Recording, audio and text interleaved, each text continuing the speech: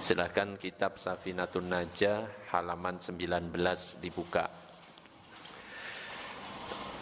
Di situ pembahasannya kalau tidak salah tentang tayamum, ya, betul? Tayamum. Faslun fi asbabit tayammumi, fasal yang menjelaskan tentang sebab-sebab tayamum.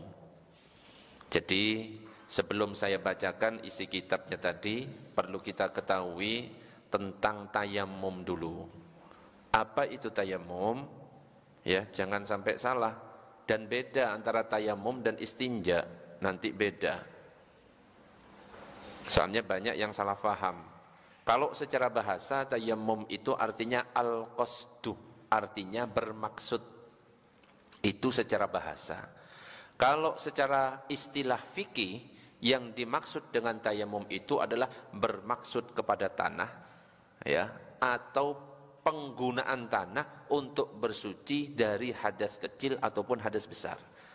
Dan tayamum ini sebagai pengganti dari wudu, sebagai pengganti dari wudu atau mandi.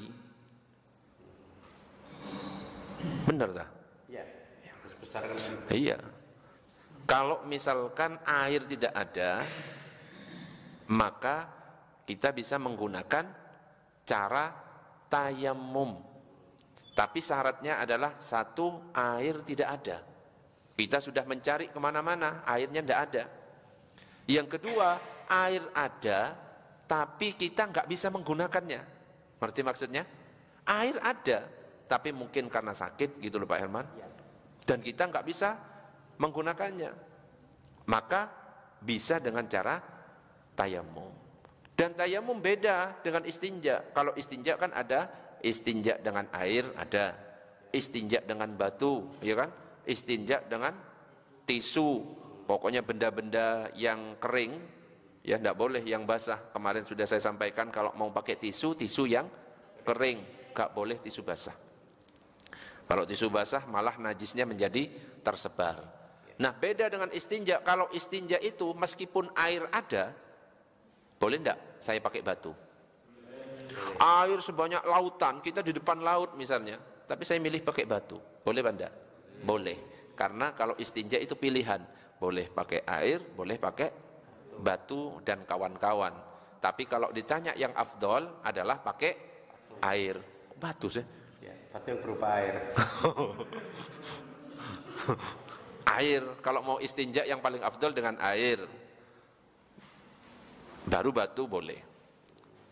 Nah, kalau tayamum syaratnya tadi itu. Memang jelas-jelas gak ada air atau ada air, kita gak bisa pakai. Dan juga kadang-kadang masih belum jelas jaraknya kita nyari airnya itu sampai mana, betul? Jangan-jangan cuma di rumahnya saja dicari, oh gak ada tayamum, gak bisa. Nah, itu ya. Allahumma shalli ala sayyidina Muhammad. Ini yang akan kita bahas tentang masalah tayamum. Sekarang saya baca, diperhatikan semuanya di kitab.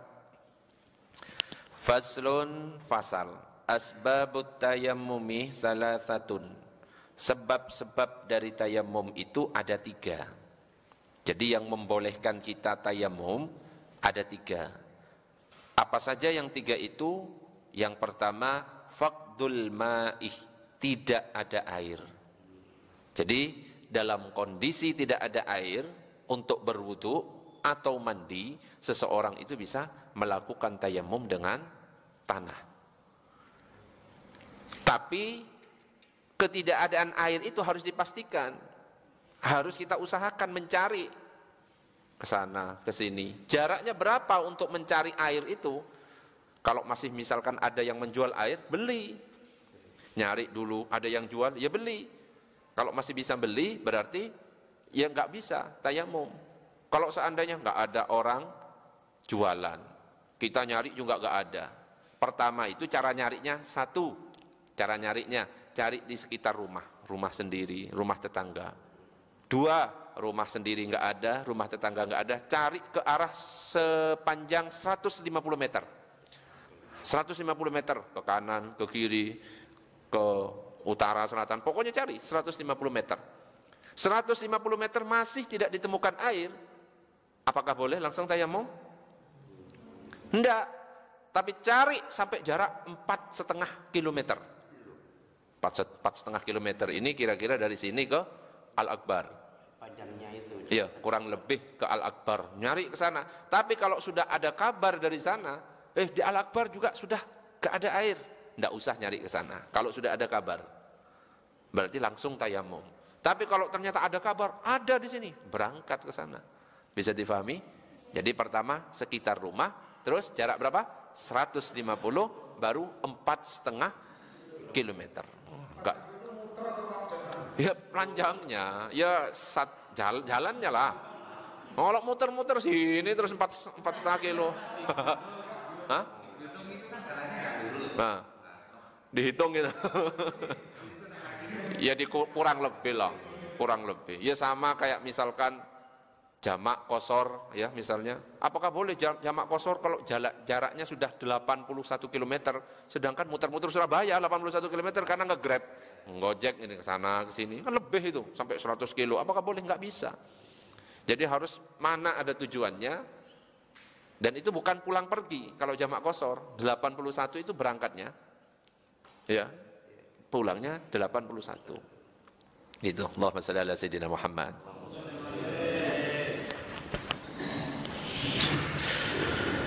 Jadi yang pertama adalah apa tadi? Faqdul ma'ih, tidak ada air. Yang kedua, wal maradu, sakit. Jadi kalau dalam keadaan sakit, maka hukum bertayamum itu apa? Kalau ditanya hukum itu 5 pilihannya. Apa saja? Wajib, sunnah, mubah, makruh, haram. Nah sekarang kalau dalam keadaan sakit, hukum bertayamum itu apa? Apa? Yang 5 ini apa jawabannya? Kalau kita dalam keadaan sakit, hukum bertayamum itu apa? Apa? Sunnah. Kalau sakit gigi, sakit panu misalnya, ya nggak bisa. Kondisional. Jadi hukumnya kalau kita dalam keadaan sakit, hukumnya mubah. Boleh milih. Kalau masih mampu pakai air, nggak apa-apa pakai air. Kalau memang sudah nggak mampu, boleh pakai tayamum itu. Tapi kalau misalkan sudah ada keterangan dari dokter, jangan pakai air. Kalau kena air tambah parah, bahkan bisa mati. Wajib tayamum. Nah, berubah tayamum. Jadi enggak sembarangan, dikit-dikit tayamum, cuma gatal-gatal tayamum. Enggak gitu, sakit gigi tayamum, enggak ada hubungannya gitu. Jadi harus memang ada keterangan dokter, enggak boleh pakai air. Ya, jadinya wajib harus pakai tayamum. Kalau misalnya mimpi disuruh tayamum. Mimpi suruh tayamum. Mimpi basah gitu. Mimpi apa maksudnya? Ya mimpi sungguh ada Ustaz, misalnya gini, ujung-ujung kan berdoa, kemudian kayak wasiat, dan itu sangat berdugaan memang betul-betul disuruh tayamum, ya. Cuma mimpi disuruh tayamum. Mimpi disuruh tayamum. Berdoa. Steril dari gangguan setan, jin, iblis dan makhluk halus. Disuruh tayamum. Ya, artinya itu memang mimpi dari Allah. Disuruh tayamum. Ada wasiat gitu ya, hikmah tersendiri ngono ta. Disuruh tayamum. Namanya mimpi tetap bunga tidur ya, kecuali kalau mimpinya para wali ya, yang benar-benar dekat ya, yang jauh dari keharuman, kemakruhan. Mulut isinya rokok tok kok mimpi dari Allah gitu loh, ya apa? Ya gak iso. Jauh dari hal yang makruh, yang haram gitu. Yang mubah bahkan kadang-kadang kalau wali-wali itu takut untuk makan-makannya, padahal makan itu kan boleh kan, itu khawatir meskipun halal. Yang halal itu saya ditahan. Kalau para wali ya nggak kayak kita, dikit-dikit makan, banyak makan. Jadi dalam hadis yang panjang itu diceritakan, ada salah seorang sahabat tiba-tiba jatuh ya, kepalanya bocor. Akhirnya tidur sahabat itu. Ketika tidur mimpi basah, bingung. Ketika bangun, apakah boleh saya nih tayamum? Nah sahabat yang lain langsung bilang, Loh gak ada keringanan untuk tayamum, gak ada keterangan kayak gitu. Akhirnya dipaksa mandi, benar dikasih makan, minum. Wal khinziru babi. Wes gak usah ngalah kepada 6 hal ini. Sebelum dilanjutkan, ada pertanyaan tentang sebab-sebab tayamum, silakan sebelum dilanjutkan ke berikutnya. Kalau ada pertanyaan silakan.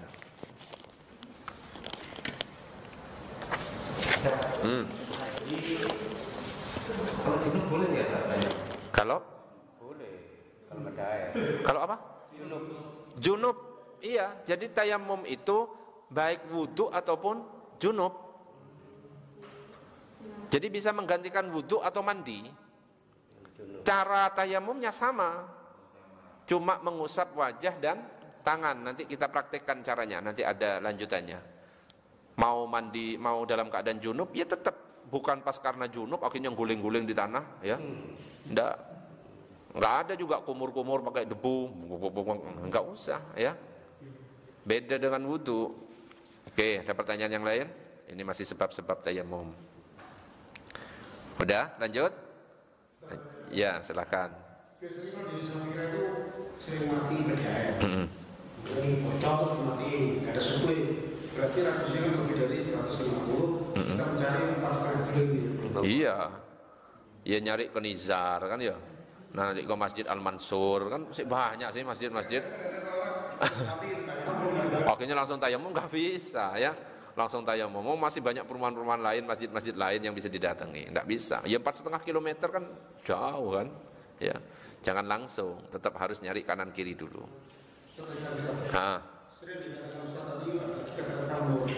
Apa?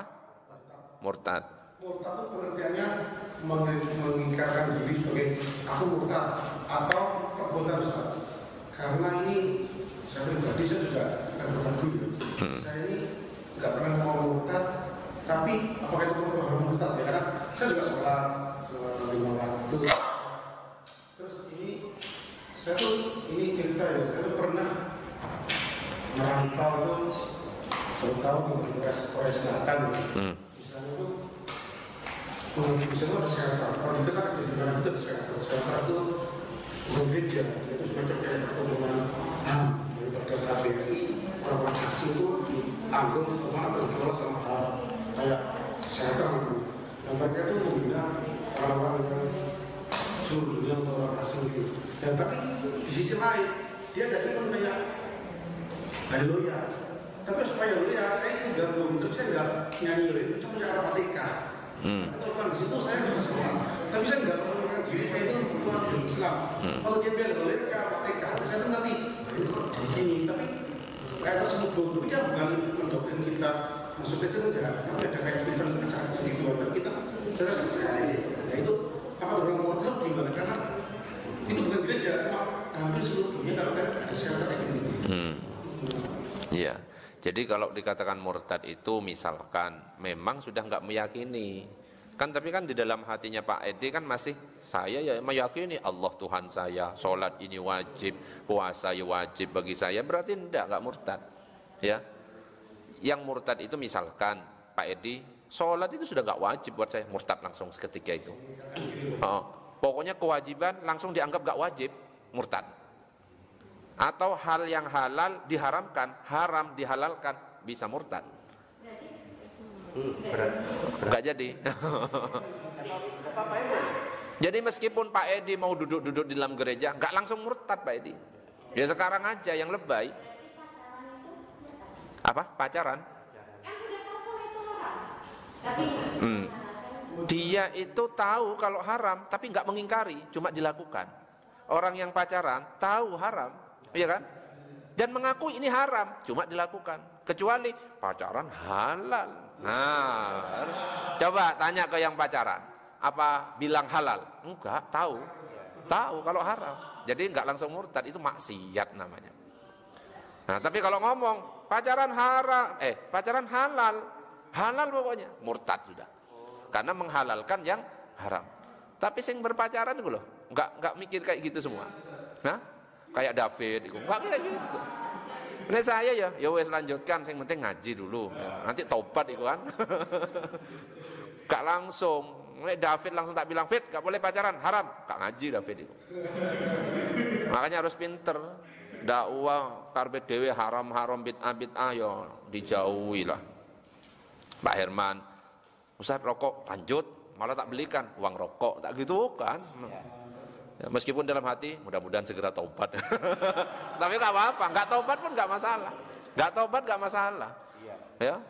Ya Gusti Allah mutlak paham ya. Yang penting mau ngaji ya kan. Maksudnya gini, saat merokok, saya pun juga ini ada sesuatu yang nggak baik ya dalam tubuh. Iya. Tapi saya begini, Gusti Allah menciptakan saya ini penuh dengan sesuatu yang mukjizatnya luar biasa. Artinya apa? Walaupun saya konsumsi rokok ya, Gusti Allah ngasih pranata bahwa tubuh saya bisa mengadaptasi gitu loh. Artinya selama saya ini cuma satu hari satu pak, ya satu pak, itu menurut saya tidak akan masalah karena tubuh bisa mengadaptasi. Oh berarti satu pak gak ada masalah, sudah terbentuk pola. Kalau saya 5 pak batuk itu berarti saya keluar pola. Saya begini, ya Allah tubuh ini didesain seperti ini memang untuk mengadaptasi apapun ya gitu. Jadi selama rokok itu sebatas ada kepatutan ya, yang pas dengan kondisi tubuh, yang selama tidak ekstrim, maka saya lebih pada bersyukur ya gitu Ustaz. Bersyukur ya masih mampu badannya untuk ngerokok. Ya sudah nggak masalah, wong merokok aja kan nggak haram ya. Dan saya tidak mempengaruhi, cuma ini mungkin ada salahnya. Ada salahnya loh. Saya tetap tak kasih ruang salah. Cuma saya begini, rasionalitasnya ya, gini. Rokok itu kan dalam satu batang itu kan kandungannya tar sama nikotin Ustaz ya.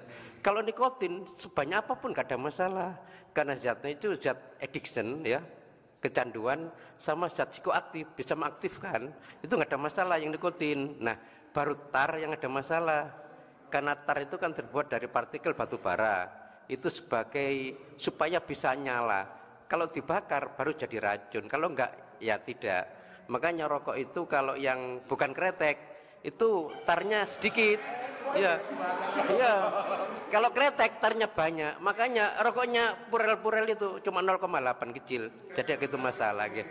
Nah, intinya ngerokok itu bukan keputusan cerdas, tapi mohon dimaafkan dan memang apa ya, wis talare pokoknya aku ngerokok itu tak ikhlaskan gitu ya. Ya wis lah ngono ya. Makanya dulu saya pernah cerita. Jadi ada 3 orang ya, 3 orang, yang satu ini suka berzina. Semua jenis perempuan dari semua mancanegara wis pernah dicoba. Yang kedua ada yang suka mabuk-mabukan. Terus yang ketiga apa namanya? Suka ngerokok. Nah ini taruhan, ini yang lebih berbahaya mana? Ngerokok, mabuk-mabukan, apa? Berzina. Kira-kira Pak Herman, yang paling berbahaya yang mana? Kalau mau pertanyaan diganti, yang enak yang mana? Ya wes, yang enak yang mana?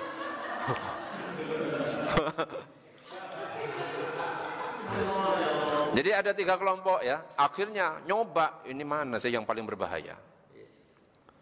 Ya, antara berzina, mabuk-mabukan sama ngerokok. Akhirnya yang ngerokok kebetulan lah, anggaplah karena ceritanya cerita fiktif ya. Cuma bisa diambil hikmahnya. Tiba-tiba datangkan dukun, wes kita coba dikurung orang yang berzina ini, yang suka berzina ini di dalam gunung, tutup selama 5 tahun dengan syarat siapkan perempuan-perempuan dari semua mancanegara masuk ke dalam, itu ditutup, wes banyak perempuannya di dalam. Yang kedua suka mabuk-mabukan, segala macam minuman yang memabukkan dimasukkan ke dalam itu, disiapkan kayak gitu Pak Imam, ditutup. Yang ngerokok juga seperti itu, rokoknya disiapkan jenis-jenis rokok. Setelah 5 tahun, setelah 5 tahun, pokoknya wis jenis-jenis rokok lengkap. Setelah 5 tahun dibuka, jeret. Yang pezina, ya, yang suka main perempuan keluar, dapat 5 langkah, mati. Terus yang suka mabuk-mabukan keluar dapat 5 langkah, mati. Sing ngerokok keluar gagah sambil marah-marah, mana korek apinya ini kok nggak ono? Tambah sehat ternyata. Soalnya lupa nggak ono korek. Allahumma sholli ala sayyidina Muhammad.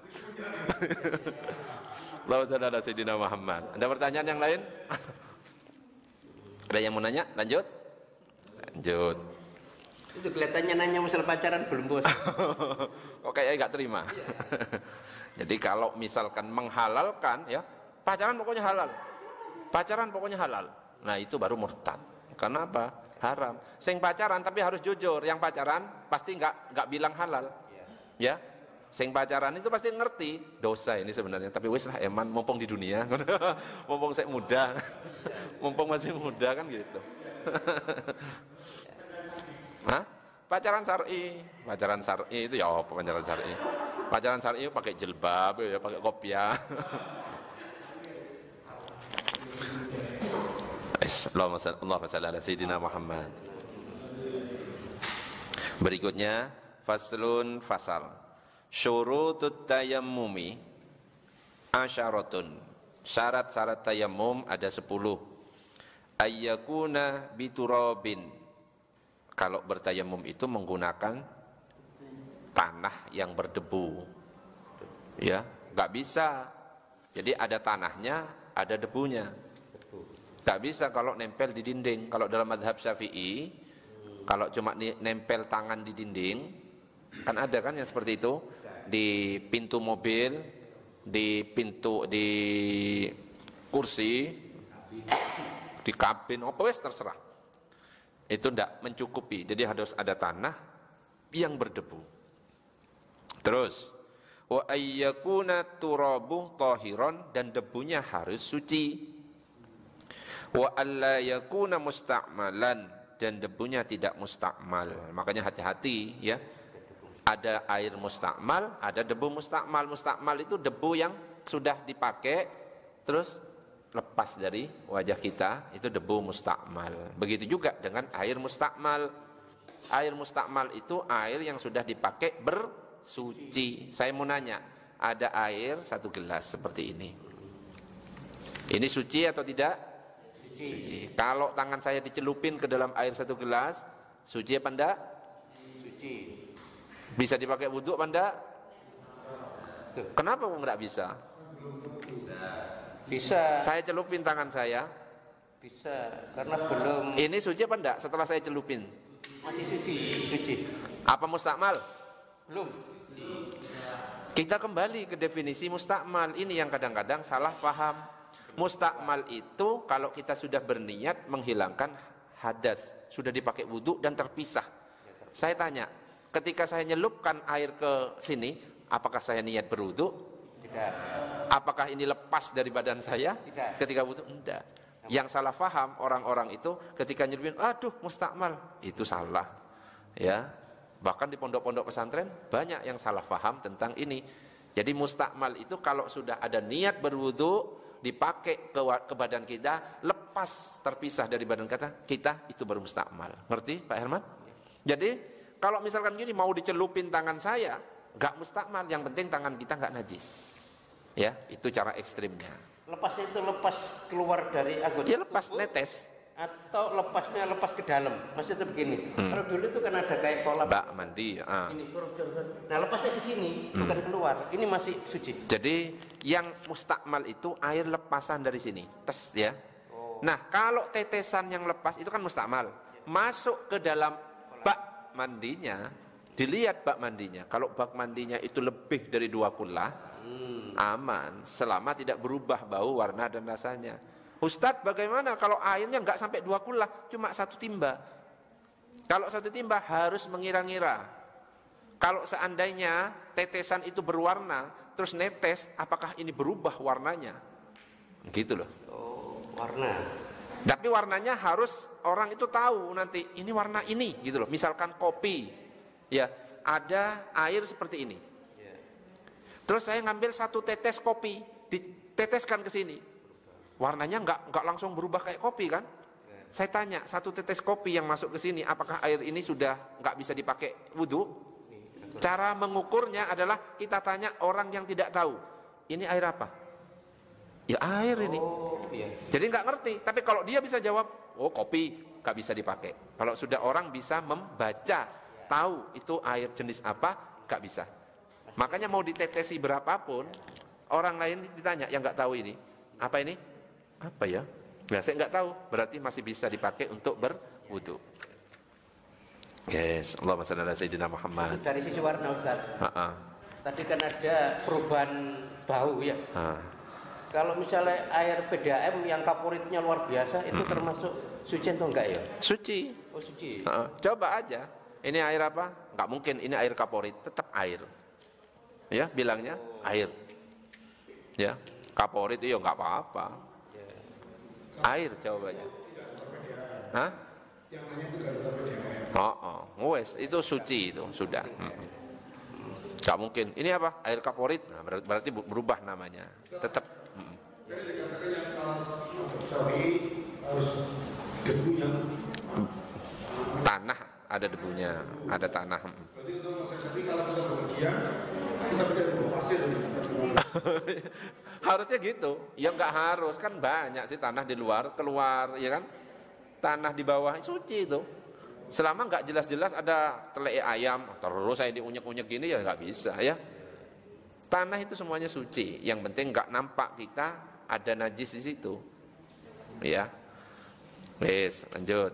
Bentar, Ustaz. Seperti pasir itu menjadi yang agak dianggap aman atau sebenarnya tanah yang berdebu. Nah, tanah yang berdebu dengan pasir itu beda. Beda. Kalau cuma pasir tok nggak bisa. Nggak bisa ya. Tanah beda sama pasir ya. Tanah yang di itu, tanah ada debunya. Jadi iya ada debunya. Iya.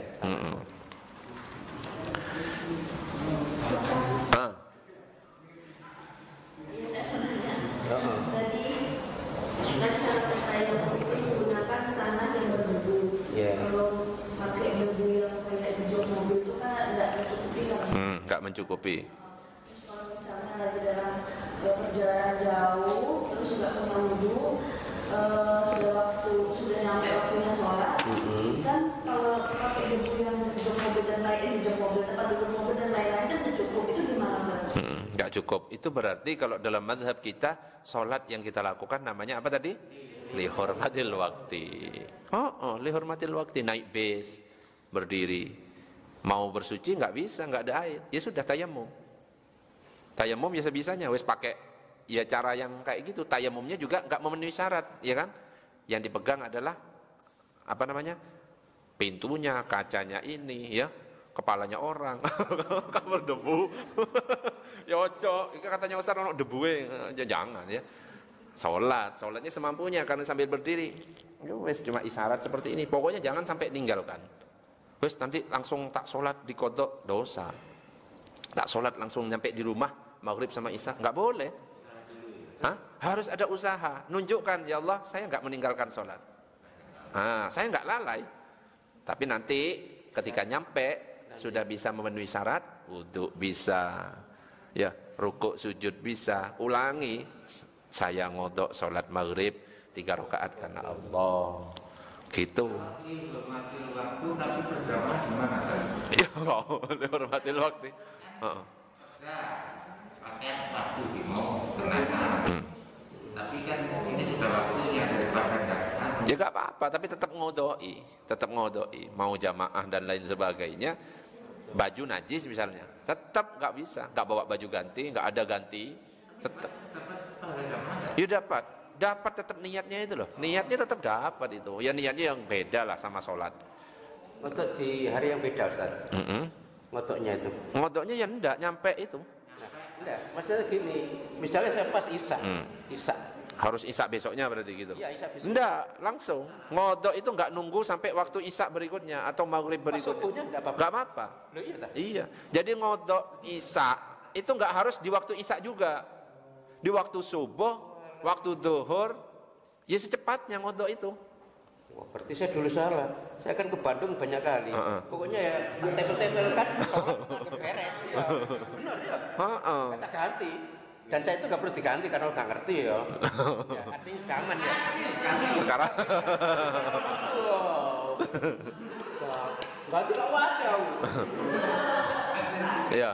Jadi ngodok gak harus di waktu misalkan punya utang sholat isya, nggak harus nunggu isya besok. Ya apa kalau misalkan mati sebelum isya besok, nggak bisa. Punya utang duhur, kerjakan di waktu asar, di waktu maghrib, nggak apa-apa. Sholat isya di waktu subuh. Boleh. Makanya di waktu yang diharamkan, dilarang, waktu subuh, boleh kalau ngodok. Habis asar, boleh kalau ngodok. Ya gitu, kalau kodok itu boleh. Ada pertanyaan lagi? Silakan. Ya jangan di tempat umum, ikut sholat kok. Timbul fitnah pertanyaan, ikut sholat opo gitu.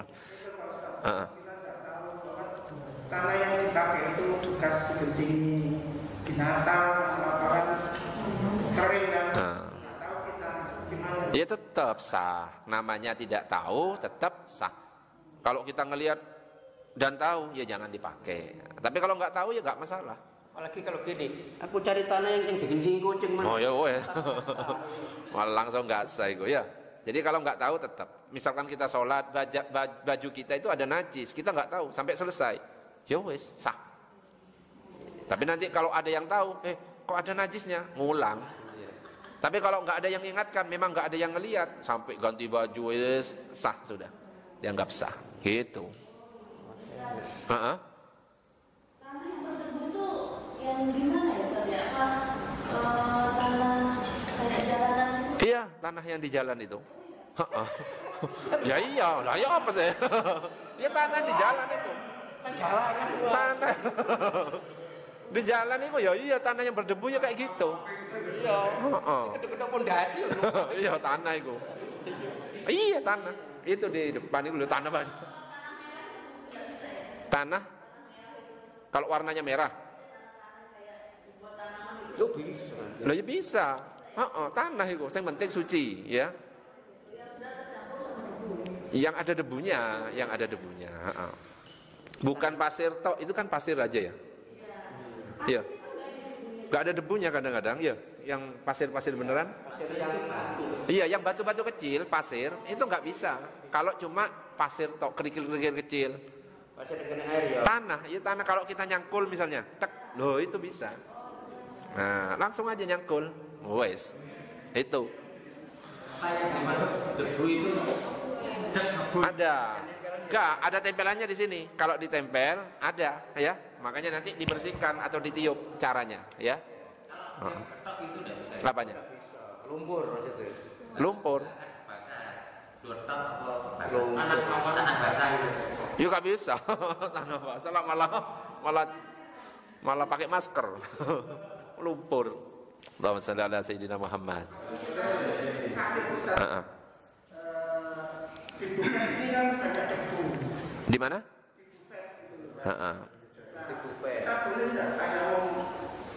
Nah, itu tidak mencukupi karena nggak ada tanahnya. Jadi harus tanah yang berdebu. Jadi kalau dalam mazhab Syafi'i tanah yang berdebu. Beda kalau yang misalnya teman-teman Muhammadiyah itu malah langsung gitu. Tapi kan kita kan nggak belajar itu ya. Kita bermazhab Syafi'i ya. Ala yang seperti pondok-pondok pesantren harus ada tanah dan debunya. Ambil tanah. Wes suruh cangkulkan pakai koran gini. Iya, ambilkan ya, wes satu ini gitu. Satu cangkul letakkan di sini langsung aja. Gitu. Kalau kita pakai mazhab Syafi'i. Allahumma shalli ala sayyidina Muhammad. Ya, wa alla yukhalitoh. Debu tidak bercampur. Wa alla yukhalitahu daqiqun wa nahwuhu. Enggak bercampur tepung atau semacamnya. Memang murni itu ya. Wa ayyamsaha wajhahu wa yadayhi bidarbataini. Dan mengusap wajah, mengusap kedua tangan dengan 2 kali pukulan. Jadi ketika mau mengusap wajah nempel ke debu. Mau mengusap ke tangan nempel lagi ke debu. Jadi jangan satu langsung untuk wajah dan tangan, tapi nanti 2 kali ya. Terus wa ayyuzilan najasatah. Menghilangkan najis terlebih dahulu, harus dipastikan suci. Wa ayyuzilan najasata awalan wa ayyajtahida fil qiblatih, berijtihad mencari arah kiblat sebelum bertayamum, ya, qablahu sebelum tayamum. Wa ayyakuna tayammumu ba'da dukhulil waqti, dan hendaknya kalau bertayamum itu sudah masuk waktunya sholat. Jadi kalau tayamum enggak boleh sebelum azan, ya, sebelum azan sudah tayamum. Azan, Allahu Akbar, hujan, wes batal tayamumnya, harus pakai air hujan. Jadi nunggu masuk, dan memang mudah memastikan nyari, ya, nyari kemana-mana. Tayamum mau masuk kentut. Ya tayamum lagi lah, jelas-jelas kentut. Ya iya, jelas-jelas kentut. Karena yang membatalkan tayamum itu sama dengan yang membatalkan wudu. Apa yang membatalkan wudu? Ya membatalkan tayamum juga. Jadi pas masuk waktu, azan sudah benar-benar masuk, kita nyari, oh airnya nggak ada. Nyari 150 meter, 4,5 kilo, baru kita tayamum. Nah, nggak mungkin, sini pasti bisa nyari ini. Beli ya bisa. Wa ayyatayammamah likulli fardin, dan kalau bertayamum cukup hanya untuk satu sholat fardu, nggak boleh meskipun nggak batal sampai asar, maghrib, isya, batal nggak batal, pokoknya cukup satu sholat. Tayamum duhur untuk sholat duhur plus qobliyah ba'diyahnya, asar tayamum lagi plus qobliyahnya, ya, nggak boleh meskipun nggak kentut duhur sampai asar, nggak boleh. Ada pertanyaan sebelum dilanjut? Jelas masalah tayamum? Oke, terakhir caranya. Faslun fi furudit tayammumi. Faslun furudut tayammumi khamsatun. Fardunya tayamum itu ada 5. Al-awwalu naqlut turabi. Yang pertama adalah memindah debu. Ats-tsani an-niyatu. Yang kedua adalah niat. Ats-tsalisu, yang ketiga mashul wajhi, mengusap wajah, bukan membasuh, mengusap. Ar-rabi'u mashul yadaini, yang keempat mengusap dua tangan, ilal mirfaqaini, sampai siku, kedua siku. Al-khamisu at-tartibuh, yang kelima adalah tartib bainal mashatain, di antara dua usapan. Jadi yang pertama cara tayamum itu memindah debu. Ketika memindah debu, di situ dibarengkan niat. Ya, pas memindah debu, tangan ditempelkan, anggap ini ada debunya. Yuk kita praktek sekalian, saya tak tempel.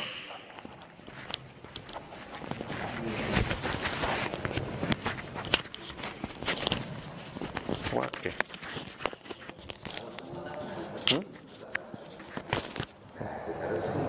Iya banyak ya. Oke, jadi yang pertama memindah debu dan juga sekaligus niat. Ayo praktek semuanya. Anggap sudah disiapkan tanah yang berdebu. Tangan diangkat, tempel. Nah, ketika sudah nempel, ketika mau ngangkat, bersihkan dulu. Boleh gini, boleh ditiup, ya. Nah, ketika mau mindah ini niat langsung dalam hati. Saya tayamum, ya, saya tayamum untuk diperbolehkan melaksanakan sholat fardu dalam hati. Kalau mau lafalnya sebelum kita ini. Kalau lafal sebelum melakukan sesuatu itu dilafalkan. Coba bersama-sama. Nawaitu tayammumah. Nawaitu tayammumah. Listibahatis sholatil mafrudati. Listibahatis sholatil mafrudati. Salah. Listibahatis sholatil mafrudati. Coba. Listibahatis sholatil mafrudati lillahi ta'ala. Itu kalau mau dilafalkan. Nawaitu tayammuma listibahatis sholatil mafrudati lillahi ta'ala. Baru tempel. Dibersihkan.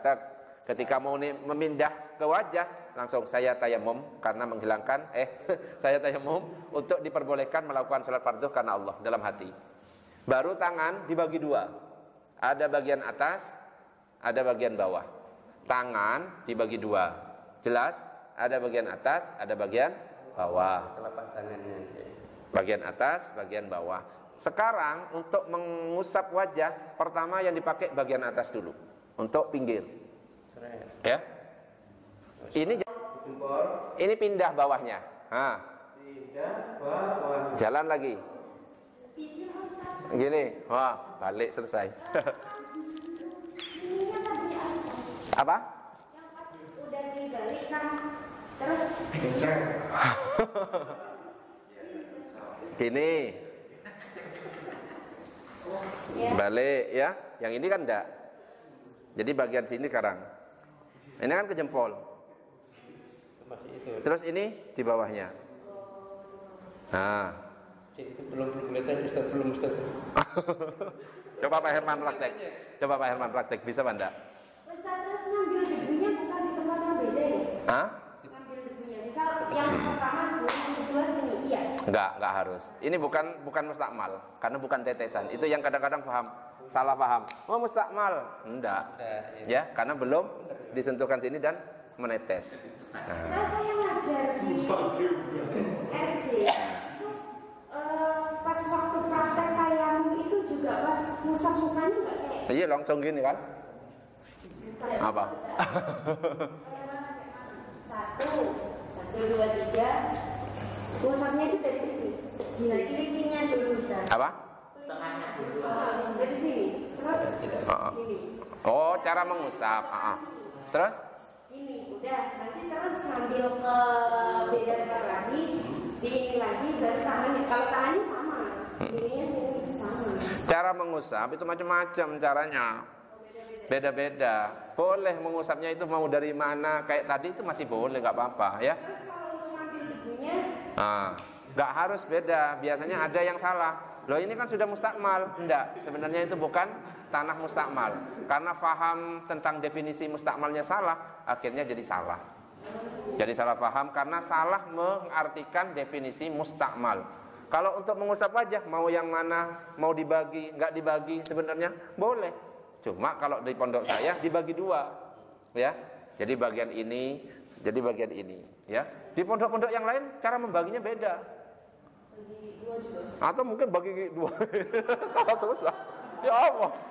Malah susah. Malah repot. Lah iya, macam-macam caranya. Yang penting saat mengusap itu merata. Gitu. Jelas sampai sini? Dan bahkan ada yang lain itu. Apa yang lain itu gak sampai siku. Cuma sampai pergelangan tangan. Ya, tapi itu bukan mazhab Syafi'i. Sampai siku, sampai pergelangan tangan sudah selesai. Hah? Terus lap nggak? Ini kok. Apalagi kayak gitu. Atau pakai tanah ciduk gitu. Kumur-kumur masukkan ke hidung sekalian ya. Langsung rambut. Ya enggak gitu juga. Jadi kalau cara mengusap wajah beda-beda, enggak masalah. enggak ada masalah. Enggak ada, enggak apa-apa gini. Yang penting harus batas wajah itu ya merata. Ada yang kadang-kadang gini di awur gini, ya sah-sah saja.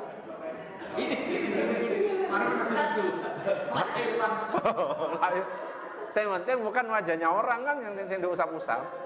Yang misalnya berjenggot panjang tebal itu juga gini. Ya enggak, lewati aja, enggak usah digosok. Ngene enggak usah ditambahin, jenggotnya tebel. Enggak usah, wis lewati aja jenggotnya. Ya. Makanya jenggotnya sing normal aja ya. Boleh pakai media kayak kaos tangan atau Pakai kaos tangan?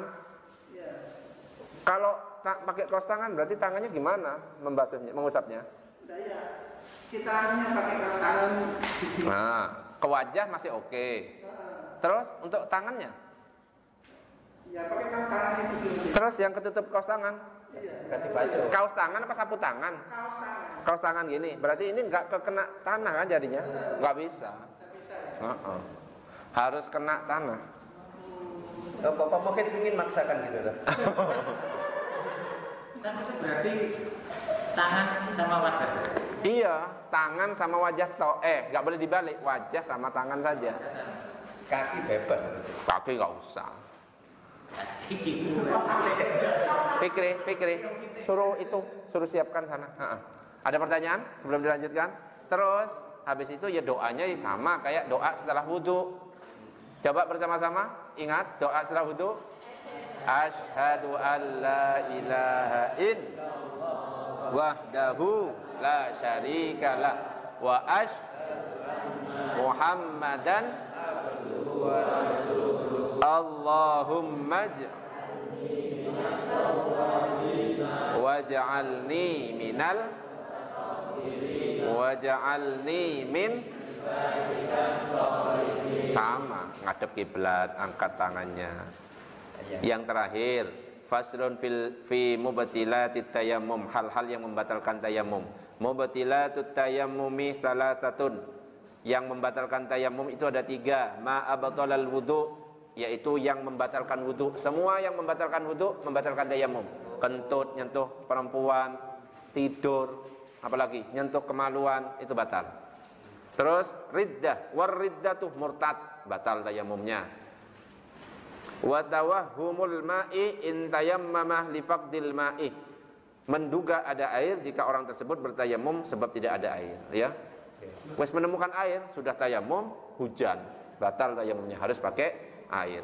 Tapi yang terakhir ini penting, ada kalanya kita sholat dengan cara tayamum, ada kalanya tidak wajib mengulangi sholat kita, ada kalanya masih wajib mengulangi sholat kita. Ngerti maksudnya? Kita bertayamum terus sholat, ada kalanya sholat itu nggak usah diulangi, ada kalanya sholat itu harus diulangi. Ada kalanya seperti itu. Kalau yang tidak usah diulangi, misalkan bertayamum di tempat yang sudah memang tidak ada air, di padang pasir, memang jarang ada air. Kalau sudah tayamum di situ, sholat selesai. Atau kita butuh air untuk diminum, nggak usah ngulangi sholat lagi. Atau misalkan sakit, nggak usah ngulangi lagi. Tapi kalau misalkan contohnya lupa kalau punya air, sudah kadung tayamum, sudah sholat, ternyata loh ada air di belakang, ngulangi. Ngerti kayak gini? Nah, atau misalkan tayamum karena udara dingin, waduh mau pakai air kedinginan, saya tayamum dulu, nggak apa-apa tayamum. Tapi kalau sudah suhu normal, sholat lagi, wudu, ngulangi. Wes, ada pertanyaan? Itu beberapa contoh sholat dengan tayamum yang harus diulangi atau yang tidak perlu diulangi. Ada pertanyaan? Masalah bab tayamum sudah selesai. Kalau itu di luar bab tayamum. Ya, boleh. Yang dari kitab Lubabul Hadis kemarin bab 15. Tentang sholat sunnah ya. Iya. Nah itu untuk jumlah rakaatnya sholat sunnahnya itu beda mazhab apa beda rakaat juga? Apa? Beda mazhab apa juga beda rakaat? Beda mazhab apakah beda rakaat? Misalkan ada, saya pernah dengar di mazhab asar itu, salat asar itu ada yang pakai, ada yang enggak, kayak gitu. Serumah kan beda ya, Ustaz kan tahu serumah itu kan beda, maksudnya ada mama yang organisasinya ini, ini gitu. Itu katanya asar itu pakai ya, tapi ya senangnya. Apa maksudnya itu? Kalau kita pakai apa enggak? pakai belum. Kita pakai apa enggak? Pakai kita. Katanya siapa enggak pakai? Tapi kita itu ada sholat sunnah muakkadah, sholat sunnah ghairu muakkadah. Kita itu dibagi. Yang muakkadah 10 yang kemarin saya sebutkan. 2 rakaat sebelum subuh, 2 rakaat sebelum duhur, 2 rakaat setelah duhur, 2 rakaat setelah maghrib, 2 rakaat setelah isya. Itu muakkadah, Nabi enggak pernah meninggalkan.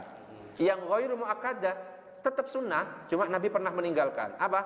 2 rakaat sebelum duhur, 2 rakaat setelah duhur. Jadi duhur itu sebenarnya 4. 2 rakaat muakkadah, 2 rakaat ghairu muakkadah. Setelah duhur sebenarnya 4 juga. 2 rakaat muakkadah, 2 rakaat ghairu muakkadah. Aslinya 4. Nah. Terus 4 ghairu muakkadah sebelum asar. Ada. Terus 2 rakaat sebelum maghrib ghairu muakkadah. Terus 2 rakaat sebelum isya ghairu muakkadah. Oh, banyak kan? Banyak. Cuma kita bagi ada yang muakkadah, ada yang ghairu muakkadah. Ya. Jadi kita tetap ada salat qobliyah asar. Cuma masuk ghairu muakkadah. Enggak sangat. Kalau muakkadah kan sangat sekali dianjurkan. Kalau setelah asar memang enggak ada, Ustaz. Ada. Setelah asar enggak ada. Sepakat semuanya enggak ada ya? Enggak ada semuanya. Fatihahnya enggak ada. Enggak ada. Itu. Asar tok. Kenapa ya? Kenapa? Ya mesti ada ceritanya. Setelah asar, setelah subuh. Kalau setelah subuh itu kan baru boleh ketika sudah terbit, ya. Terbit 10 menitan itu. Ya, waktu syuruk. Kalau pas terbitnya itu belum boleh.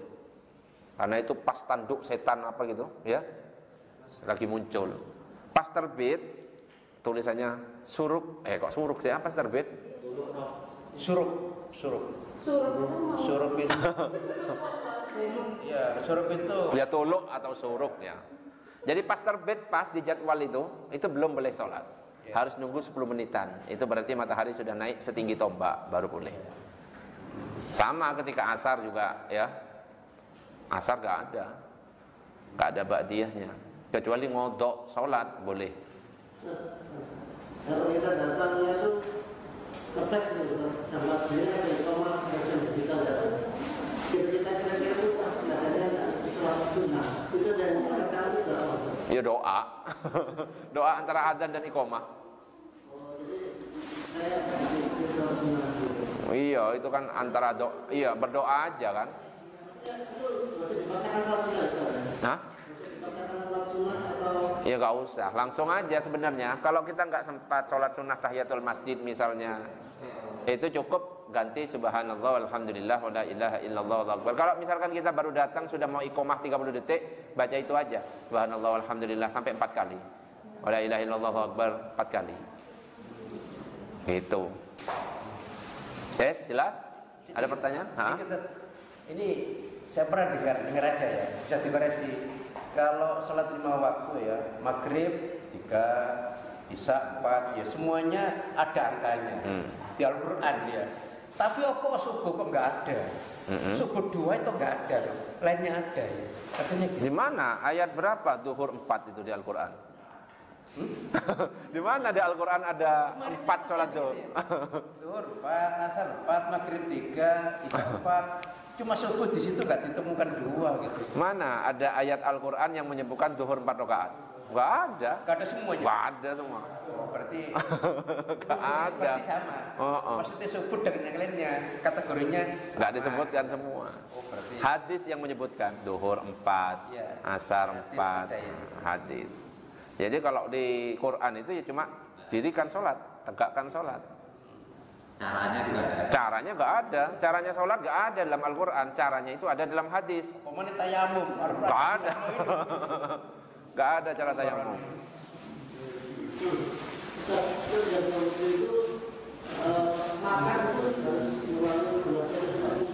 Apa?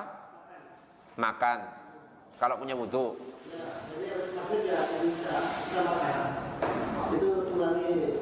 Enggak, makan itu tidak membatalkan wudu. Kena najis, batal enggak wudu kita? Enggak. Misalkan duduk, terus megang, ya ternyata telek kucing. Malah tambah menjijikkan. Cuci aja, enggak usah wudu. Cuci, karena najis tidak membatalkan.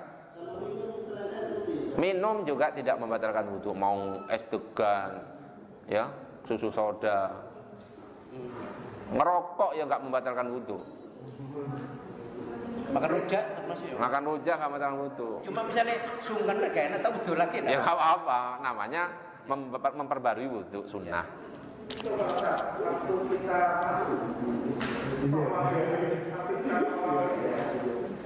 Kita nggak tahu waktu itu itu kan besi.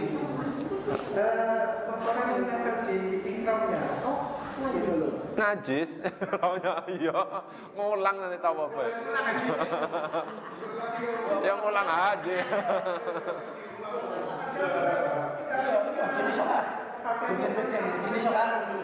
Dicuci itu harusnya. Ngulang haji lah. Ya kalau nggak tahu ya nggak masalah kalau nggak tahu. Tapi pas masalahnya harus tahu gitu loh. Itu kuning. Warnanya jelas. Ya wes, najis. Kalau najis ya najis. Ya. Apa namanya? Tadi cara membersihkan itu loh, apa kena najisnya anjing. Itu apa sama cara membersihkannya kena yang kucing apa gimana? Najis ini kan nanti habis tayamum ada bab najis. Najis itu nanti ada najis mukhaffafah, najis mutawassithah, najis mughalladhah. Kalau mukhaffafah itu najisnya bayi laki-laki umurnya belum 2 tahun yang minumnya cuma air susu ibu. Kalau perempuan tidak termasuk, langsung najis itu. Jadi cuma laki-laki. Susu sapi? Ya nggak bisa, air susu ibu berarti mungkin ibunya hamil. Jadi kalau sudah air susu sapi, ya sudah berarti itu sudah najis biasa, kayak najis-najis Pak Herman, Pak berarti. Jadi syaratnya kalau masuk mukhaffafah itu laki-laki umurnya masih belum 2 tahun minumnya air susu ibu, nggak minum yang lain. Kalau perempuan, bayi perempuan belum 2 tahun kok termasuk Ya sudah langsung najis mutawassithah. Kenapa? Jenis susunan air kencing laki-laki dan perempuan beda. Nanti ada susunannya. Kalau laki-laki itu cuma air dan batu campurannya, tapi kalau perempuan nanti ada air, ada batu, ada daging. Makanya najis, lebih pesing perempuan. Coba buktikan. Ya. Makanya perempuan kalau kencing itu keras.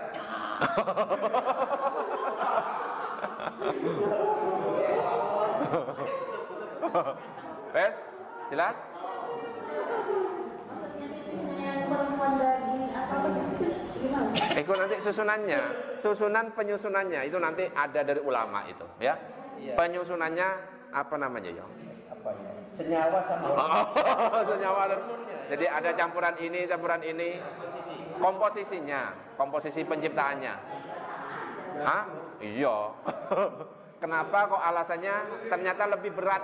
Ya, nanti ada alasannya. Yang pertama, salah satunya itu yang tadi saya sebutkan, komposisi penyusunan saat penciptaan itu. Yang kedua, yang perempuan, kencing perempuan lebih pekat daripada laki-laki, itu nanti ada alasan-alasannya. Ayo.